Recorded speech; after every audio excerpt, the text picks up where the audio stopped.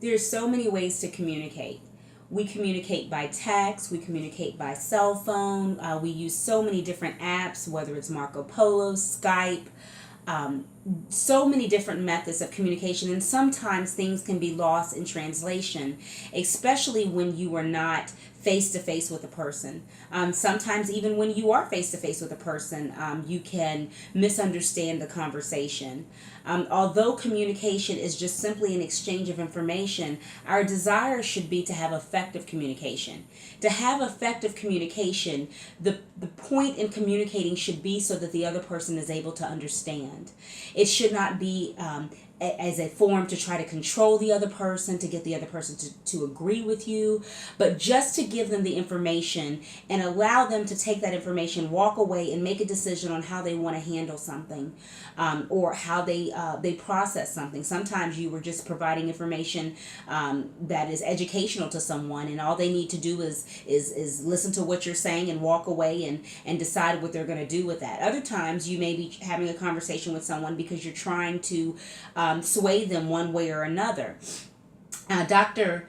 Emerson Eggerichs, in his book Love and Respect, he says that you can be right but wrong at the top of your voice. I love that saying, and I try to apply that in my own life because I realize that there could be something that I want to say, and if I'm not saying it the right way, if I'm not saying it in the right timing, if I'm not using the right body language, the right wording, my facial expressions, the things that I say to back up what I'm saying, that I can actually cause offense instead of reaching the goal to try to inform someone. So it's very important that we keep that in mind. We also have to keep in mind that when we communicate with someone, just because they don't agree with us does not mean that the communication wasn't effective. It just simply means that you guys have to agree to disagree, and there's nothing wrong with that. The whole point in communicating effectively is just so that the other person understands. We can't make a decision to dominate the conversation.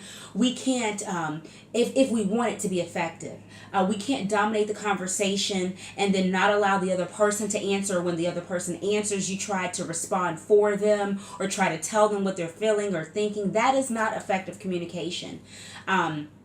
We have to recognize that each person has a voice and their voice matters. And so what they think and what they say matters, whether you agree with it or not.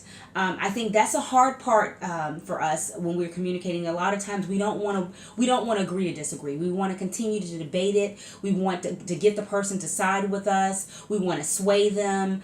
We want them to think the way we do. And we have to realize and accept that everyone is individuals. We all process things based on our upbringing, our background, our beliefs, our values, our morals, and other influences in our lives, circumstances that have happened in our lives that cause us to communicate and respond the way that we do.